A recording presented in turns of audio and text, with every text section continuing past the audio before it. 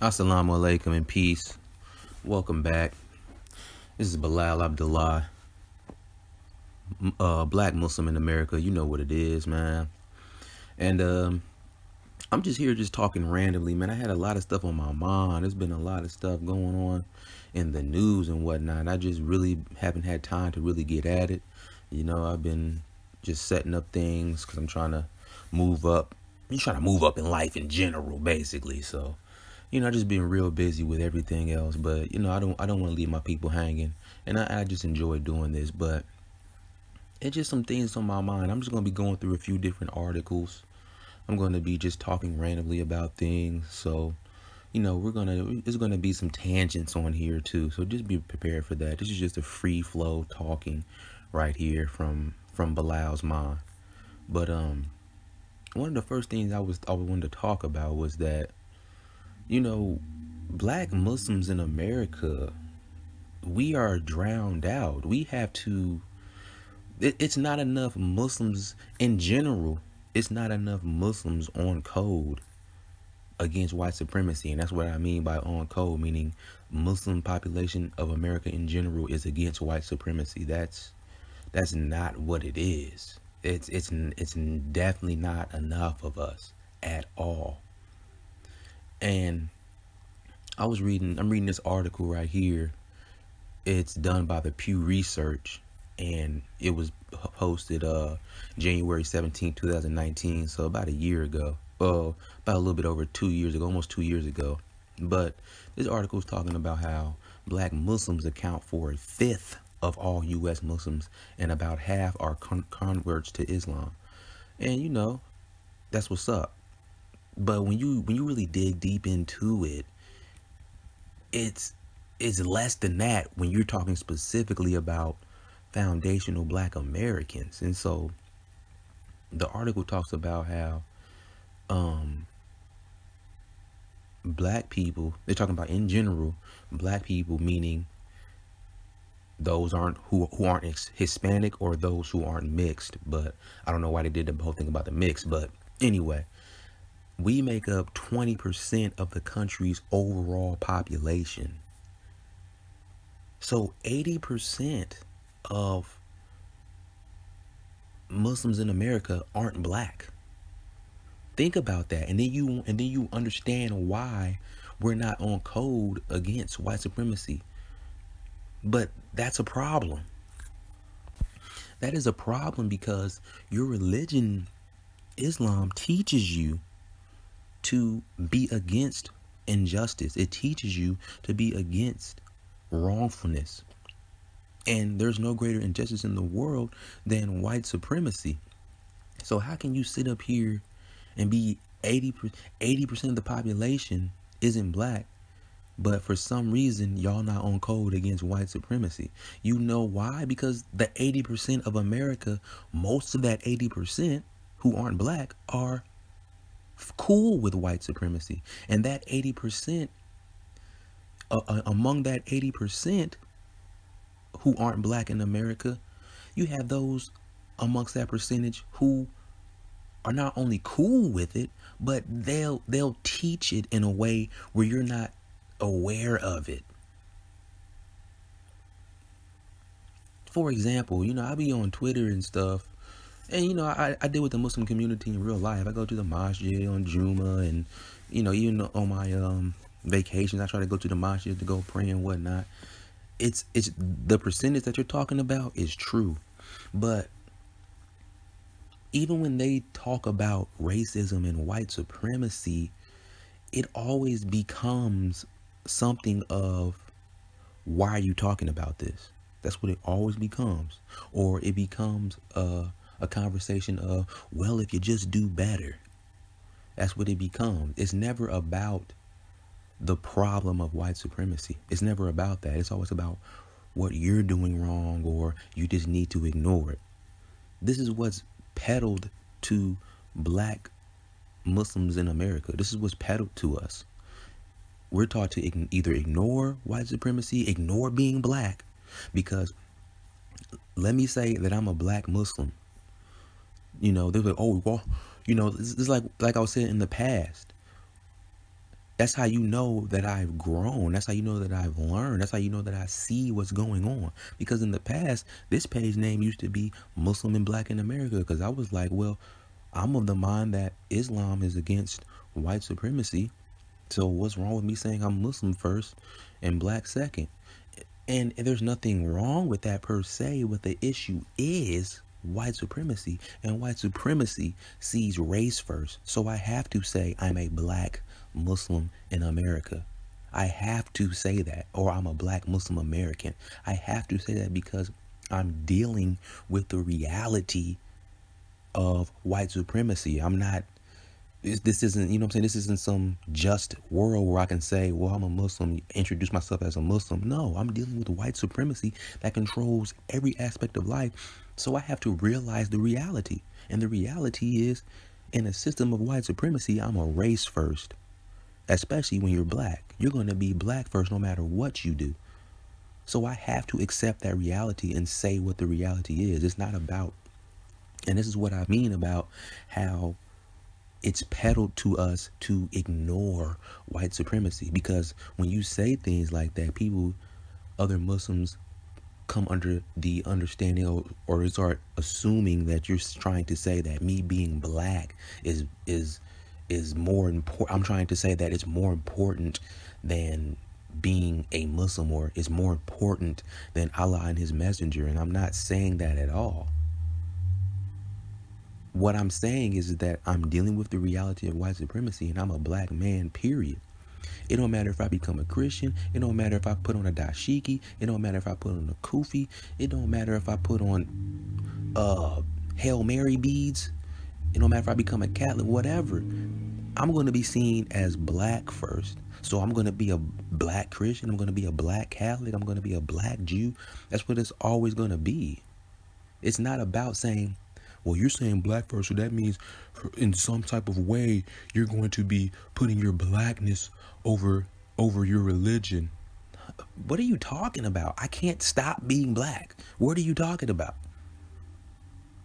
And then, you know, as as I'm reading this article again in the Pew Research, I'm bouncing around. I'm going to bounce around this article, but like, what are you talking about?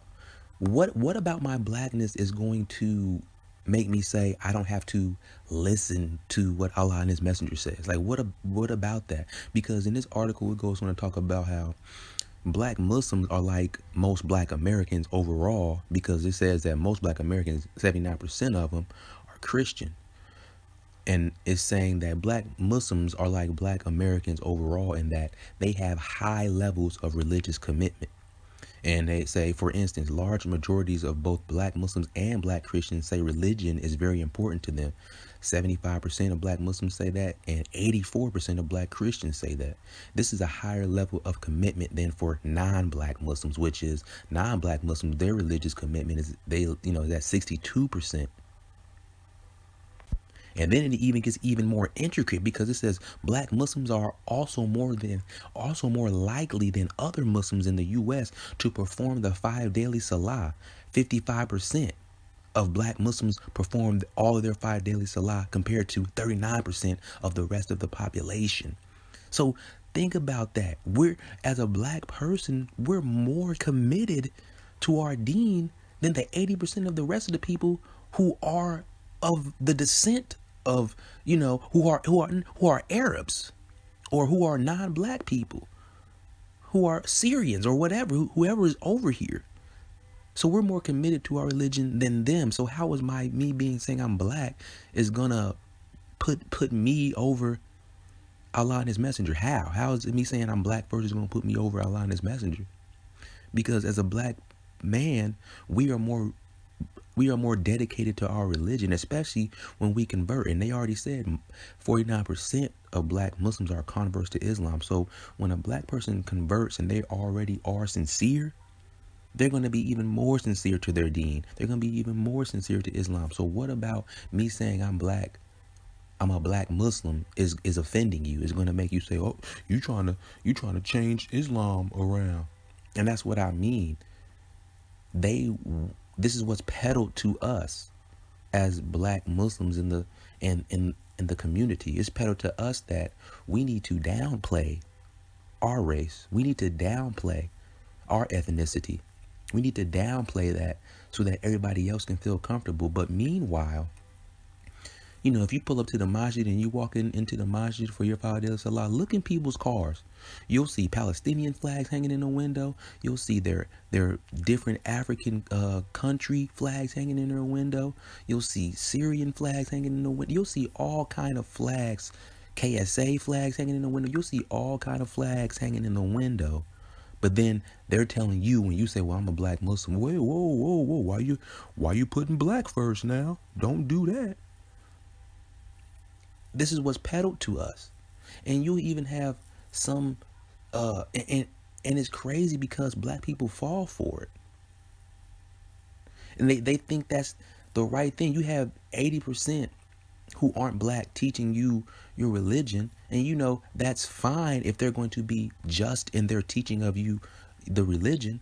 But if they're going to put their own little hint of white supremacy in it, or if they've been influenced by white supremacy and they don't even realize it, they're going to be giving you that white supremacy and you don't even know. I've seen videos on YouTube and Twitter where you'll have like black dudes who learn under scholars who go overseas, and then they'll learn under scholars overseas, and then they'll come back talking about yeah, my scholars taught me any black person who's talking about race all the time, they're a fool. Because that's not what's important. What's important is your character. What's important is your religious commitment to your deen. But I just said black people are the most religiously committed in America. So when a black person who's religiously committed to his religion is talking about the issues of race, what you're telling him is that he's a fool for constantly talking about race. Why is he a fool? This is what's taught to us, that we're foolish for constantly talking about race. I had somebody on Twitter talking to me about how, and that's what they want us to do. They want us to pull back on our blackness. They want us to hide it and say we're Muslim first. They want you to say you're Muslim first, not because what they tell you is because you're putting Islam first and all of this and all of that. But no, they want you to say you're Muslim first because they want to take advantage of you. They want to be able to say to you, they want you to hide your blackness. Because like I just said about how the dude come back from overseas talking about how you're a fool if you talking about race all the time. Only a fool does that. No, this is the reality we're dealing with. So what's pushed to us is to ignore white supremacy. That's what's pushed to us. But that's one of the, or say that white supremacy don't exist and we just need to be better people.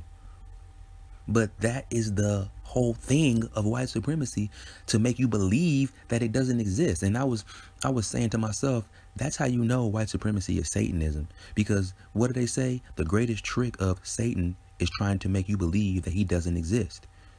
And who else does that? White supremacy tries to make you believe that it doesn't exist. So either these people are knowingly pushing white supremacist understanding upon you, or they're unconsciously doing it because they've been so overwhelmed by it for all these years that it just becomes natural to them to peddle it to us. But that's what that's telling you to do. They're telling you to hide your blackness. Because I was talking to somebody else on Twitter. I'm not going to say their name, but basically I was telling them how white supremacy is running the world right now. So they see color first, they see race first. So I would say I'm a black Muslim first, because that's just the reality. It's not about saying me being black makes me better than Allah and his messenger, or trumps Allah and his messenger. No, it's just saying this is the reality that I'm dealing with, like I said. And they're saying to me, yeah, but maybe we should forget about that. Maybe we should just call ourselves Muslims and forget about color, because I think that would make things change. And we focus on being better people, then that would make things change. Focus on making people respect us. People will respect us more because we're not talking about black and white stuff all the time. See, this is someone who learns from people of higher knowledge that are teaching him this stuff. So they're teaching you to turn a blind eye to white supremacy or to ignore it. And that's exactly what they want, so that they can keep taking advantage of you. I'm the one who's going to say, no, we're not ignoring that. This is a reality. And that's why I say black Muslim first, because you know why? That's going to make it a reality to you that, oh, okay, he's one of them type. He's not going to back down about white supremacy. So that's what it's about. But even, okay, moving on, because I rambled on that for a minute. But that's what I mean by Muslims in general are not on code against white supremacy. Most of them are cool with it and are fine with it. And then the 20% that are black, they're not all foundational black Americans. It's 20% black, meaning they might be African, they might be Caribbean or whatever. So it's not even a true percentage of who are black Americans. So if it's 20% of American Muslims are black, then it's probably even less than that, which are actual foundational black Americans. And then you can even more so understand why we not on code to fight against white supremacy. And you should even more understand why foundational black American Muslims should come together amongst themselves and build their own safe spaces, build their own mosques, build their own scholars, build their own places of knowledge, things of that nature. It would make more sense to do that because we're such a small population sitting in the sea of white supremacy, sitting in a sea of people who aren't even as sincere to their religion as us. So how are we going to work together with you when most of you aren't sincere to your religion and most of you are cool with white supremacy? It's not going to work. We as foundational black American Muslims can only fight against white supremacy if we build amongst each other. Because everybody else is going to tell us that we need to ignore white supremacy, or that we're trying to turn Islam into Nation of Islam because we're coming together to fight white supremacy. So this is how they shame you. They're going to try to shame you. It's always some type of shame tactic. You should be ashamed to say you're a black Muslim. You should be ashamed to talk about white supremacy. You should be ashamed to come together and build together. But they all do that. But you should be ashamed of that. So that is a problem, and that's why, as the majority, in my opinion, Muslims ain't going to get on code to fight against white supremacy. It's up to us. And this article talks about it. You know, it has a section here that says views on race relations and the geographical distribution of U.S. Muslims. But it says, in general, black people in the U.S. are more concerned about the state of race relations than are people of other races. But black Muslims do not completely share the views of black Christians or non-black Muslims on these issues. You know, a lot of Christians, I'm going to say it, are coons. They're awesome. Turn the other cheek. I'm just being honest. No disrespect. It's nothing personal, you know. But it goes on to say, for instance, about 9 in 10, which it says black Muslim, 92%, say there is a lot of discrimination against black people, compared with 78% of black Christians and 66% of non-black Muslims. And 79% of black Muslims believe the United States need to continue making changes in order for blacks to have equal rights with whites. By comparison, non-black Muslims are less likely to say this. So, again, most people are cool with white supremacy. That's what it is. Because you might have some people who complain about it. Like they say 78% of black Christians, and you got 66% non-black Muslims who may complain about a little bit of racism here and there, but they're still cool with it because at the same time, many of these people are not foundational black Americans. Many of these people are immigrants, and they came over here to be able to be over black people as a buffer class. So they might complain about it here and there a little bit, but they gonna get along because they want that paper that's over here. Just like I talked about a while back on that show, The Mad Mamluks, and they were pretty much saying that. They were pretty much saying when they did their episode with what's that brother's name? It was I think it was a Latino brother. I forgot his name, but he was talking about white supremacy.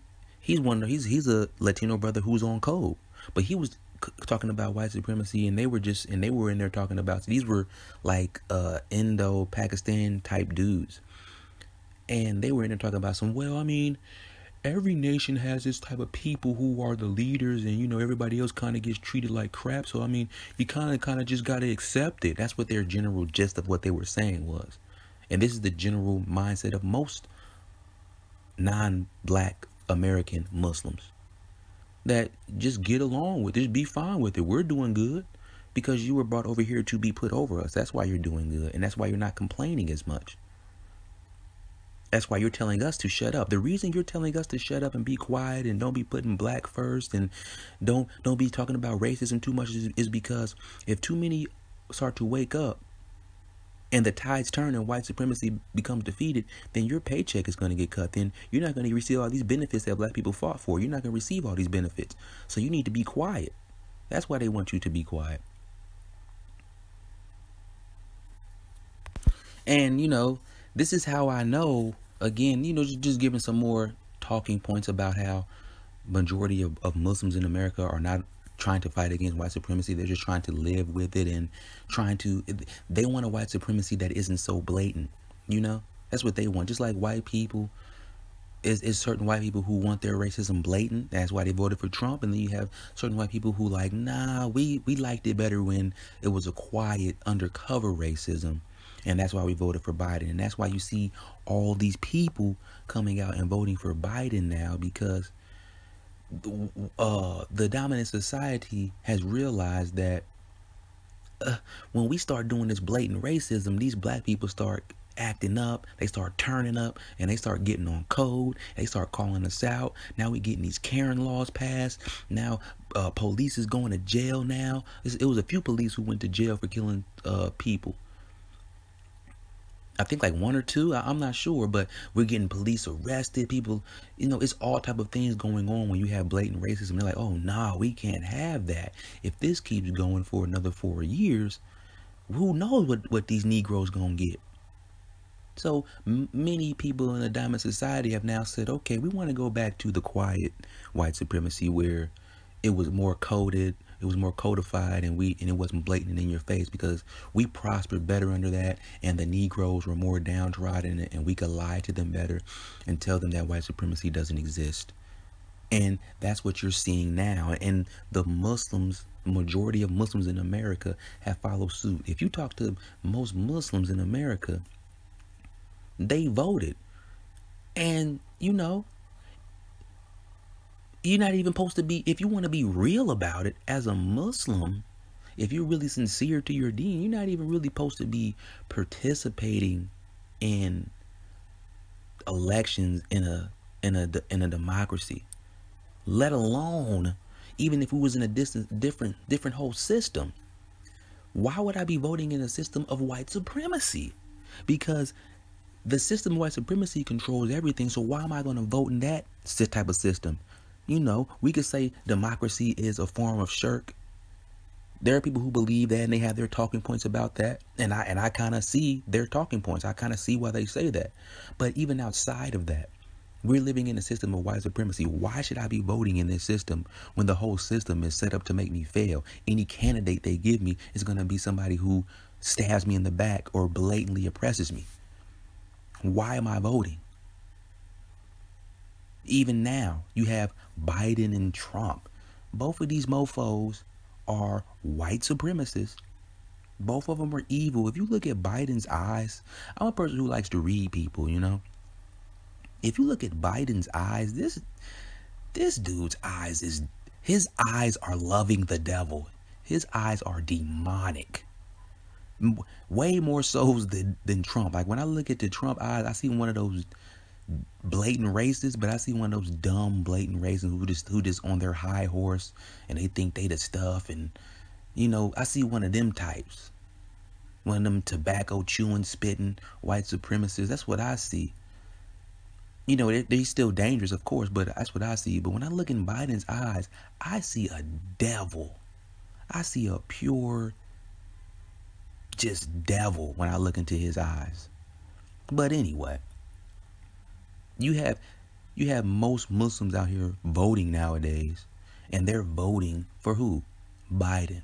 And it was an article that came out, I think it's trtworld.com, and they were talking about how CAIR said that Muslims Americans also turned out to cast their ballots in huge numbers, according to the most prominent Muslim civil advocacy in the country, which is CAIR, Council on American Islamic Relations.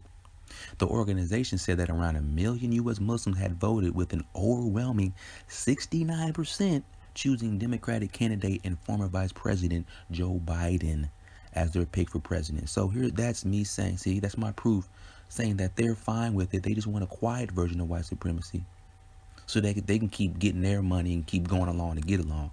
And then it said another 17% voted for Donald Trump. So on either side, the majority of Muslims, they're going to say, well, I mean, I'm cool. You know, they're going to be like, I'm not cool with blatant white supremacy, but I'll put up with the quiet ones because I'm over here from a different country anyway to get the resources. So I'll put up with the quiet racism. And on top of that, I identify as white when I get over here anyway. So it's really not going to affect me. I'm an Arab. I'm a Syrian. I'm a Saudi Arabian.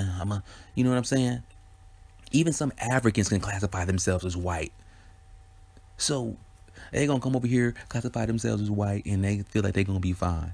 So that's why most of them vote for, and they feel like to help black people out, black Muslims out, well, we'll vote for Joe Biden so the lashings won't be so hard on your back. That's how we can help you out. No, how about you help us out by not voting at all, just like many foundational black Americans are, and you get on code with us to fight against white supremacy, which your religion teaches you to do. How about you do that? But we know why you're not going to do that. And this whole CAIR, Council on American Islamic Relations, I don't trust them.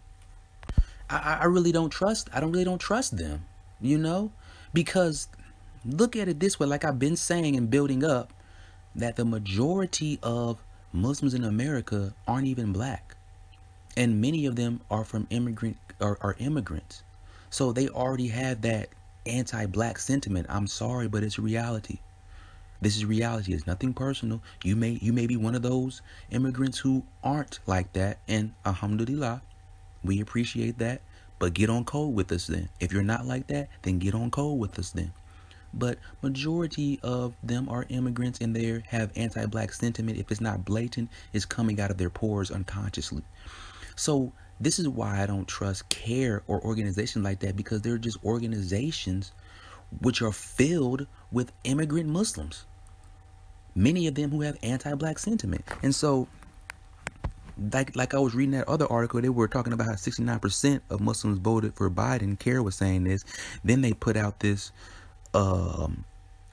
statement from the executive director, Nihad Awad, who said, CAIR congratulates President-elect Joe Biden on his electoral victory and for building an inclusive election campaign focused on the unity of our nation. Okay. President-elect Biden has pledged to end the Muslim ban on his first day in office. Oh, so what you mean by that is more immigrant Muslims are who have anti-black sentiment, because that's the only ones they're gonna really bring over here. They're not gonna bring on on cold Muslims. They're not gonna do that. So this is why you see 69% voted for Biden, because they want to bring their homies over. So yeah, and listen, I'm not against immigrants coming over, but the thing is, we know why Democrats are doing that. They're doing that to drown out foundational black Americans. That's why they're doing it. So it's a war type thing. So we got to lock that down. So that's one thing that I was fine with Trump doing, on keeping them borders closed. I was fine with that, because y'all coming over here with your anti-black sentiment and trying to flood us out. And I'm not cool with that. You know, I'm sorry you can't come over here to the land of quote unquote milk and honey and get your money while crapping on us. I'm sorry you can't do that. But you're not about to do that. So I didn't have no problem with that. Sorry. So This is why they voted for him.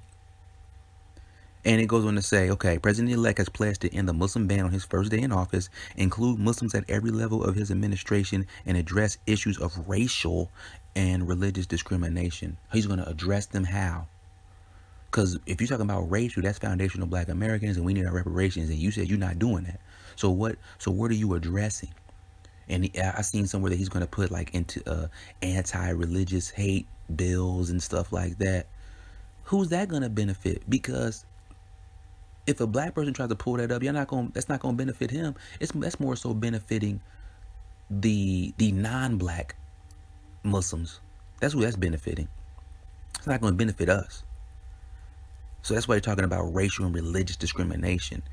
And this executive director goes on to say, we plan to join other American Muslim leaders and organizations in ensuring that the Biden administration fulfills these promises. We also plan to continue holding our government accountable when it errs. Oh, okay. I just don't rock with them. I don't trust that. When you lead off with, yes, now we can get these bans off and get ourselves popping and bringing in more of our homies.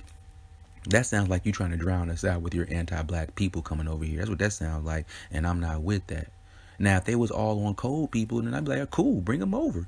If you bringing over Muslims who down to really put some work in against white supremacy, hey, yeah, bring my homies over here, y'all. We gonna go ahead and link up and get this stuff popping in, okay? But that's not who you're bringing over here. So no, I'm not cool with that, and no, that's not some type of victory.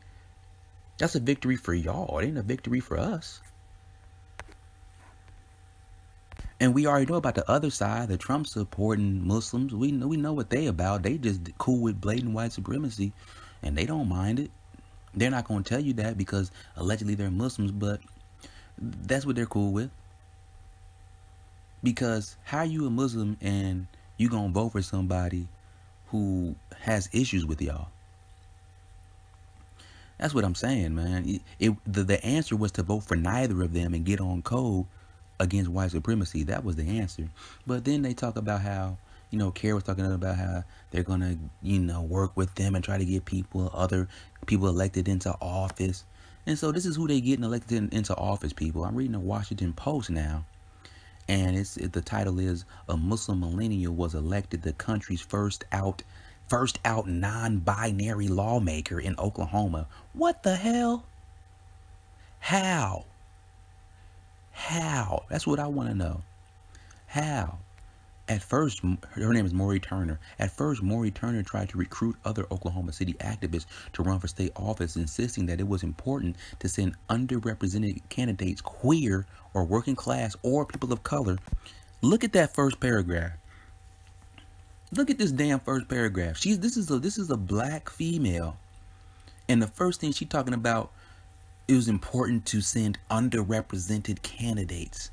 So you didn't even say Black. You were just trying to be as general as hell. And then the first thing you start off with is queer. We need to send the LGBT. They're so underrepresented. We need to send them there first. And then it's working class. And then it's people of color. So niggas not even in this. Once you say people of color, you're not really talking about Negro. You're talking about everybody else who's not white.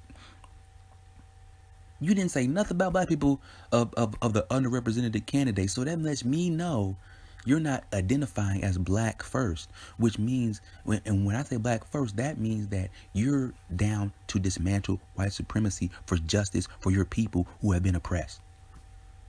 She don't care about that, but she's going to make it seem like it by saying underrepresented candidates. And then she's going to but then she's trying to mix all these other people. So this is what I mean. This is the type of quote unquote Muslims, Black Muslims they're putting into office.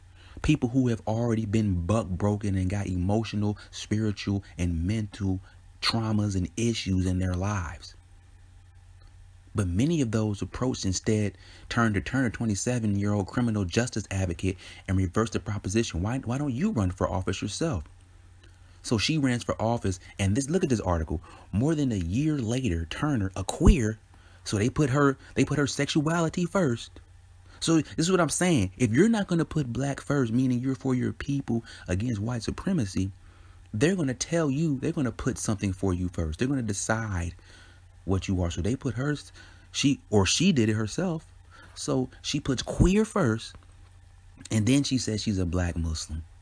So, but her sexuality comes before being a black Muslim. Okay.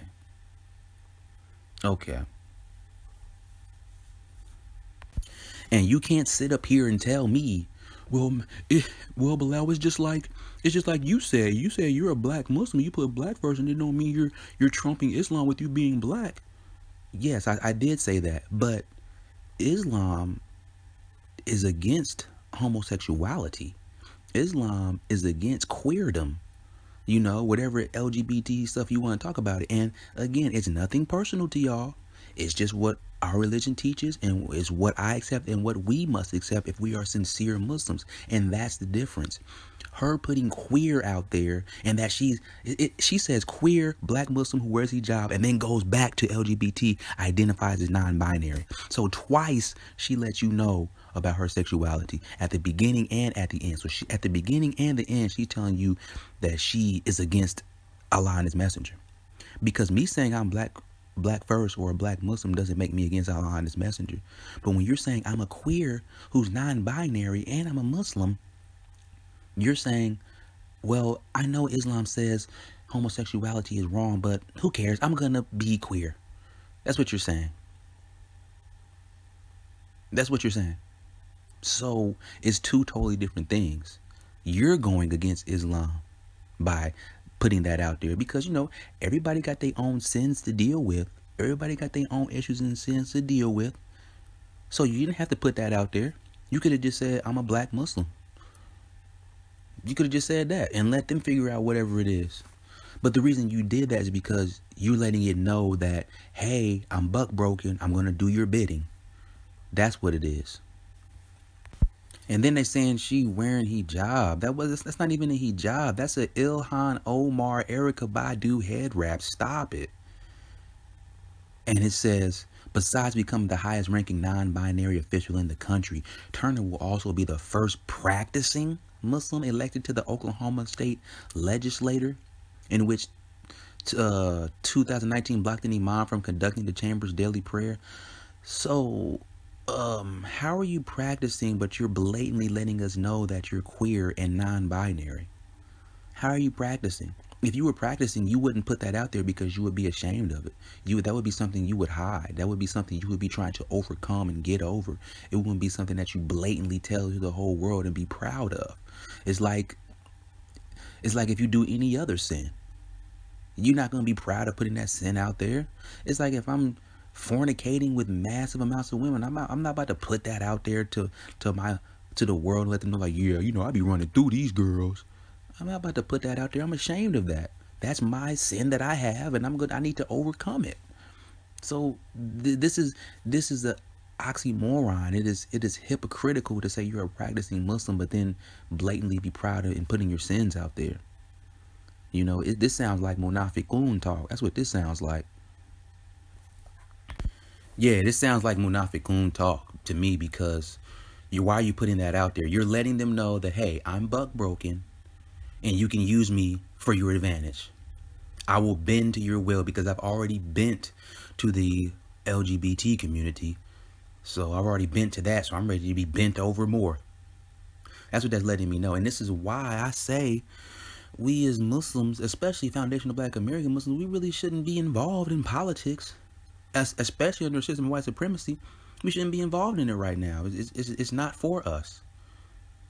The thing we should be focusing on is building with each other and building our economic power. And then if we want to try to buy a politician, then we could try that. If you want to go that route, you could try to buy one. But if you don't have the economic power to make a candidate do your bidding, then you're not going to really get anything. So that's why we should focus on ourselves and not really worry about voting right now, because that's what many of these smaller populations do. They don't really vote in big numbers like that, but they are a powerful group because they have their economic game together. And that's what we need to do. All of these symbolic victories of Muslims getting in office, what does that mean when they're just going to bend to the will of They're paymasters because we're not the ones paying them. The ones who are on code, we're not the ones giving them money and funding them. It's those who are fine with white supremacy. It's these big organizations that are filled with immigrants with anti-black hatred. That's the ones funding them and giving them money for their campaigns. That's the ones funding them. So they got to do their bidding. So they got to bend to them. She already admitted that she's LGBT. So what that mean? Whose bidding she's going to be doing then? You think she put LGBT stuff first and last. So who you think she going to be working for? She ain't going to be working for black people. It's just a black face in a high place. That's all it is. She's going to be passing laws for LGBT people, which is basically white people, gay white people. So that's what she's going to be working for. That's hypocrisy to me. Of the highest order, you know? That's what it sounds like. It sounds like Munafiqun status. You know, Allah knows best on that. But, you know, that's all I wanted to say for right now. That was just my little rant. You know, sorry if it went on for a while. I apologize if things were repeated, but it's just my little rant that I had. It's basically summing it up. I'm saying that Muslims in general in America are not going to be and get on code to fight against white supremacy because most Muslims in America are non-black and most of them are immigrants. And therefore, they're fine with white supremacy and they're going to go along to get along. It's up to us black Muslims, especially foundational black American Muslims, to get on code with each other and to get on code with other foundational black American people who are on code against white supremacy, no matter what their background is, and to fight against white supremacy because we're going to be the only ones who do it. Everybody else is going to try to shame you or make you ignore it. And that's a problem, especially if you're claiming to be a Muslim. And you know, I listen to Jason Black. I love his broadcast, and he was saying something that made sense to me. He said, "Your religion is only going to back up what you already believe. So if you already believe and are fine with white supremacy, then you're going to find verses and hadiths and things of that nature to back up your belief that we should ignore white supremacy and we should ignore what race you are when you're living in a system of white supremacy.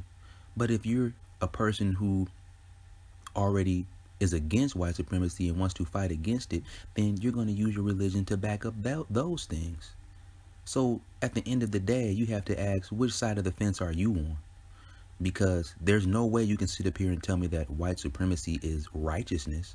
There's no way you can sit up here and tell me that white supremacy is what pleases God. Now, you know, is what pleases Allah. Now, Allah allows things to happen, but that don't mean those things please him. So you can't sit up here and tell me white supremacy pleases Allah. So that means it's a sin. It's a major sin. It's a major injustice. And Allah says in the Quran, sometimes oppression is worse than death. And that's white supremacy. So if you know that, how can you not fight against it? That lets me know what you want. That lets me know what side of the fence you want. So let's be on the right side of history, people. Thank you for tuning in. This has been Bilal, Black Muslim in America. I'll get back at y'all, inshallah, at another time. Peace and assalamu alaikum. Don't forget to like, subscribe, and share, though. Peace and assalamu alaikum.